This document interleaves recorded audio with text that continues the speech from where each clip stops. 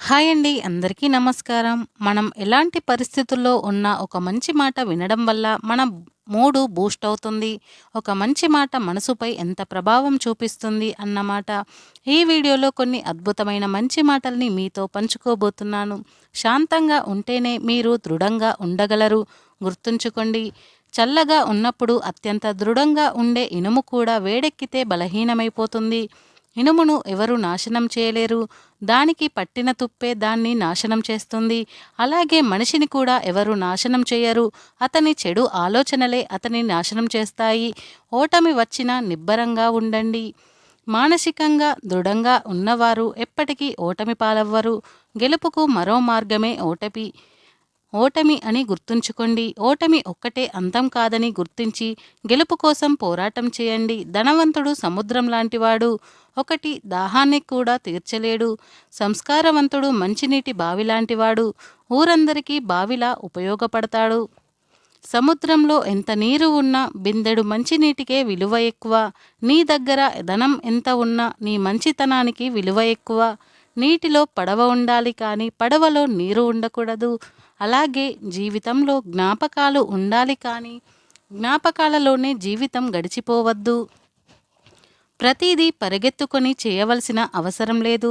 జీవితంలో పరుగుని ఆపి నిదానం అలవాటు చేసుకోండి. పరుగెత్తే కుందేలు బ్రతికేది 10 సంవత్సరాలు. నిదానంగా సాగే తాబేలు ఆయుష్ 100 సంవత్సరాలు. అందం నడవడికలో ఉంటుంది కానీ ఆడంబరంలో కాదు. సత్యం ఎక్కడుంటాయో అక్కడ శాంతి తప్పక ఉంటుంది. మనం ఎలా బ్రతకాలంటే మనల్ని వదిలేసిన వాళ్ళకి మనం గుర్తొచ్చినప్పుడల్లా ఇంత మంచివాడిని ఎందుకు వదిలేశామా అని బాధపడాలి. కళ్ళు తమని తాము నమ్ముతాయి కానీ చెవులే ఇతరులు చెప్పిన దానిని నమ్ముతాయి. నీకు ఒక పనికి మాలిన వెధవ దగ్గర పనిచేసే అవకాశం వస్తే కూలివాడిలా కనపడు. అంతేకాని పనిమంతుడు. ఎందుకంటే వాడికి నచ్చదు. నువ్వు గెలిచే వరకు నీ కథ ఎవరికీ అవసరం లేదు. ఎవరు వినిపించుకోరు కూడా. నీ కథ ఎవరికైనా చెప్పాలన్నా వినాలన్నా ముందు నువ్వు గెలవాలి. కాలానికి అందరూ బంధువులే. వచ్చిపోయేవారే కానీ ఉండిపోయేవారు కాదు. ఎవరూ లేరు ఇక్కడ. అందరితో కలిసి ఉండు. అంతేకాని అందరినీ అయిన వాళ్ళు అనుకోకు. అందరూ నా వాళ్ళే అని మురిసిపోకు. నటనతో కూడిన మనిషి ప్రేమ విషం కంటే ప్రమాదకరం. నీ వృద్ధాప్యంలో నీకు తిండి పెట్టేది నీ సంతానం కాదు. నీ సంతానానికి నువ్వు నేర్పిన సంస్కారం అని తెలుసుకో. ఆకలితో ఉన్న జంతువు కన్నా అత్యాశ ఉన్న మనిషి చెడు ఆలోచన. చెడు కాలం వచ్చిందని ఎన్నడూ బాధపడకు. అదే రాకపోతే నీ జీవితంలో నీకు నీ వారెవరో పరాయి వారెవరో ఎప్పటికీ నీకు తెలియదు. జీవితం నిజాయితీ పరుల్ని ఏడిపిస్తుంది. నిందలు వేసేవారిని నవ్విస్తుంది. మాటకు కట్టుబడి ఉండేవారిని అవమానిస్తుంది. మాటలు మార్చేవాడిని గౌరవిస్తుంది. ఈ లోకంలో నటించే మనుషులే ప్రశాంతంగా ఉన్నారు. నటన రాక ప్రేమాభిమానాలు పెంచుకున్న వాళ్ళు పిచ్చివాళ్ళలా మిగిలిపోతున్నారు. కొంతమందికి గర్వం అహంకారం ఉంటాయి. తప్పు లేదు. కానీ ఎవరి మీద ఎప్పుడు చూపించాలో అప్పుడే చూపించాలి. అంతేకాని ఎవరి మీద పడితే వారి మీద చూపిస్తే మాట్లాడడానికి మనుషులే కరువు అవుతారు. జాగ్రత్త. అబద్ధాలు చెప్పడం వల్ల మనం సాధించేది ఒకటి ఉంది. ఇక ముందు పొరపాటున నిజం చెప్పినా ఎవరూ నమ్మరు. మరణం వచ్చేదాకా సరైన సమాధానం ఒకే ఒక ప్రశ్న: ఎవరిని నమ్మాలి? నీకున్న బాధలన్నీ మరిచి ముందుకు సాగిపోతే కొత్తగా దేన్నైనా సాధించగలవేమో ఆలోచించు. అలా కాకుండా బాధలను తలుచుకొని కుమిలిపోతూ ఉన్న చోటే ఉండిపోతే నీ జీవితం అక్కడే ముగియక తప్పదు. మన తాహతాకు మించి ఏది ఎక్కువైనా అది విషంతో సమానమే. అది ఐశ్వర్యమైన, అధికారమైన, ఆకలి, కోరిక, సోమరితనం, ప్రేమ, ద్వేషం ఏదైనా కావచ్చు. కాలం ఎప్పుడూ ఒకేలా ఉండదు. నిన్ను ఏడిపించిన వాళ్లకు కూడా ఏడవలసిన టైం వస్తుంది. కాస్త ఓపిక పట్టు. ప్రపంచంలో మనిషి చేసే ప్రతి చర్య వెనుక అంతర్యం ఉంటుంది. అది అభిమానమైన దాని వెనుక ఇంకా భయంకరమైన స్వార్థం ఉంటుంది. ఆ స్వార్థానికే ఒక్కొక్కరు ఒక్కో రకంగా పేరు పెడతారు.